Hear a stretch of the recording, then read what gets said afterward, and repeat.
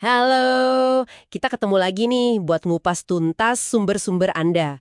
Kali ini kita punya kutipan yang menarik banget dari pemikiran strategi perang klasik. Tapi jangan salah ya, ini relevan banget buat tantangan Anda sehari-hari. Intinya sih gimana caranya kita bisa tetap tenang, kepala dingin, pas situasi lagi ya gitu deh panas atau penuh tekanan. Nah, misi kita hari ini, kita cari tahu bareng-bareng gimana caranya Anda bisa mikir jernih, ambil keputusan pas di tengah medan perang kehidupan. Betul sekali. Dan yang sering orang lupa ya, strategi paling jitu itu mulainya justru dari dalam diri kita sendiri. Sebelum kita pusing mikirin gimana ngadepin tantangan di luar sana, kita harus bisa naklukin pikiran kita dulu, gitu kan?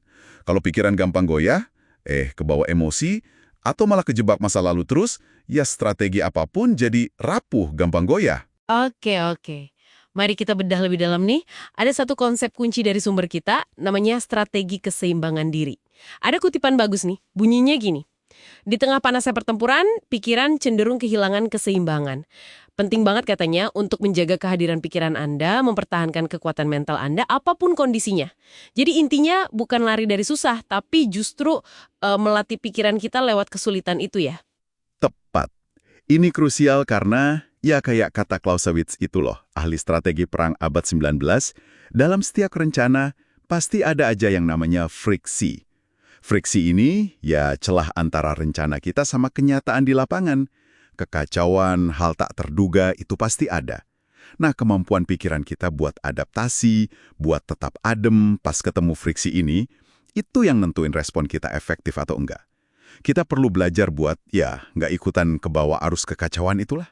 Wah, jadi ingat contoh Jenderal George Patton yang ada di sumber kita, ternyata dia tuh punya ketakutan besar dianggap pengecut di medan perang. Waktu pertempuran pertamanya di Perang Dunia I, dia cerita sempat panik parah, kakinya sampai lemes. Tapi dia paksa dirinya maju. Justru pengalaman hilang ketenangan terus berhasil rebut lagi, itu yang bikin dia makin kuat ya. Ini kayak di novel The Red Badge of Courage itu ya yang juga disebut sumber Anda. Kadang kita emang harus masuk ke kobaran api dulu buat tahu diri kita sebenarnya. Nah, iya. Kalau kita lihat lebih luas lagi, contoh pattern ini nunjukin kalau ngadepin sulit secara langsung itu bisa menempa mental kita. Sumber kita bahkan bilang gini, orang yang belum pernah kehilangan ketenangan pikiran sebenarnya dalam bahaya. Kenapa gitu?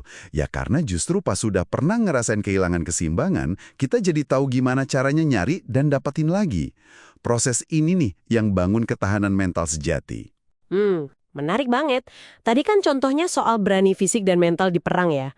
Tapi gimana kalau tekanannya itu murni mental, tanpa ada ancaman fisik langsung gitu? Sumber kita punya cerita unik nih, soal Master Teh yang tiba-tiba ditantang duel sama samurai. Padahal si Master Teh ini sama sekali nggak bisa berantem. Gimana coba? Nah, ini dia bagian cerdiknya. Gurunya itu nyaranin si Master Teh buat ngadepin samurai itu, ya dengan tenang aja, penuh ketenangan. Seolah-olah dia lagi ngelakuin upacara minum teh ritual yang dia kuasai banget. Dengan fokus penuh ke detail-detail upacara teh yang udah mendarah daging buat dia berhasil ngendalin imajinasinya, ngeredain cemasnya yang udah meluap-luap. Pikiran yang fokus ke satu hal yang familiar, yang menenangkan. Itu yang nggak nyisain tempat buat rasa takut. Ini cara praktis buat balikin keseimbangan mental pas lagi terancam. Kebayang sih tegangnya waktu itu. Jadi artinya buat Anda gimana nih? Ketenangan sejati itu bukan berarti hidup tanpa masalah atau menghindari konflik terus, bukan gitu ya. Tapi lebih ke soal melatih kemampuan pikiran Anda biar tetap seimbang, tetap jernih, justru pas tekanan itu datang. Salah satu cara jaga kejernihan ini kayak saran sumber kita ya, belajar nilai orang dari tindakan nyata mereka, bukan cuma dari omongan manis atau janji-janji aja gitu. Tindakan kan lebih kelihatan jelas. Ini jadi membawa kita ke satu pertanyaan penting buat Anda renungkan ya. Gimana caranya Anda bisa secara sadar gitu melatih otot mental Anda dalam menghadapi pertempuran kecil sehari-hari? Mungkin bukan lawan samurai atau perang beneran ya, tapi yang ngelola rasa frustrasi pas macet, ngadepin rekan kerja yang agak gimana gitu, atau bahkan sekedar ngatasin rasa bosen. Semua itu bisa jadi latihan buat bangun ketahanan mental loh. Jadi pas tantangan yang lebih gede datang, Anda udah lebih siap.